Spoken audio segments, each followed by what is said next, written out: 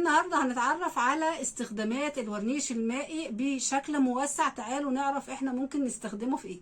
السلام عليكم ورحمه الله وبركاته. ازيكم عاملين ايه؟ اهلا بيكم في قناتكم نقوش كريمه بقوش. النهارده هنتكلم على استخدام الورنيش المائي، احنا بنستخدمه في ايه. اول حاجه بنستخدم الورنيش المائي في حمايه الاعمال الفنيه، ودي حاجه مهمه جدا. يعني لو عندي اي سطح وحبيت ان انا اعمل عليه طبقه حمايه تحميه من العوامل الجويه وتحميه من الاتربه، اقدر ان انا انضفه بمنتهى السهوله والالوان ما تتاثرش. فدي اول وظيفه من وظائف اللي بنستخدم فيها الورنيش المائي.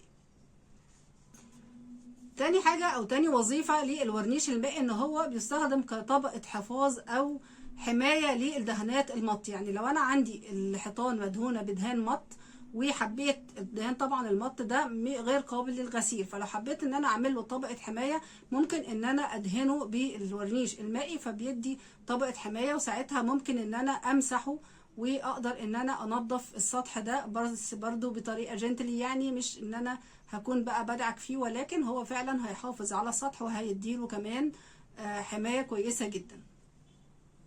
تالت حاجة معايا حماية الأسطح الخارجية من الأشعة الفوق البنفسجية وتأثيرات الجو والرطوبة. يعني لو عندي كمان أي دهانات أو أي أسطح خارجية، سواء كانت حجارة أو كانت دهانات عادية أو كمان أسمنتية، ممكن إن احنا نحميها بالورنيش المائي. ده بيحافظ عليها جدا، زي ما قلنا بيحافظ عليها من الأتربة ومن العوامل الجوية. معانا كمان استخدام للورنيش المائي وهو بنستخدمه في الأعمال الفنية في الديكوباج، إن احنا بنلزق المناديل بتاعه الديكوباج والرسومات اللي بنستخدمها، بيبقى سهل جدا ان احنا نلزقها بيه، وكمان بيدي طبقه حمايه.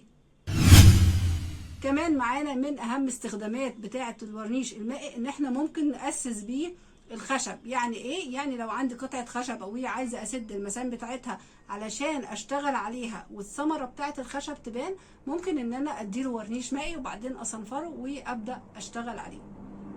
والاستخدام التالي هو استخدام الورنيش المائي في صناعة الألوان. احنا بنقدر نستخدم الورنيش المائي في صناعة الألوان الأكريليك، وكمان خاصة يعني الألوان الغامقة، لأنه بيكون قوام مثالي ان احنا نخلطه بالمركز اللوني ونعمل منه الألوان اللي احنا عايزينها.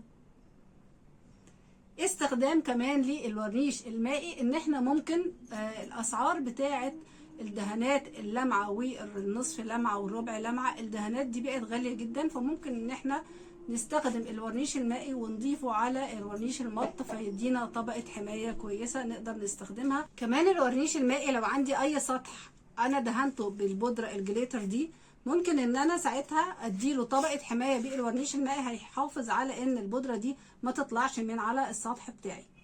دي كانت اهم استخدامات للورنيش المائي. يا رب اكون افدتكم. قولوا لي كده ايه اللي لسه ما تعرفوهوش عنه، ويا ترى استفدتوا النهارده ولا لا. واشوفكم ان شاء الله في فيديو تاني. متنسوش لايك واشتراك في القناه. مع السلامه.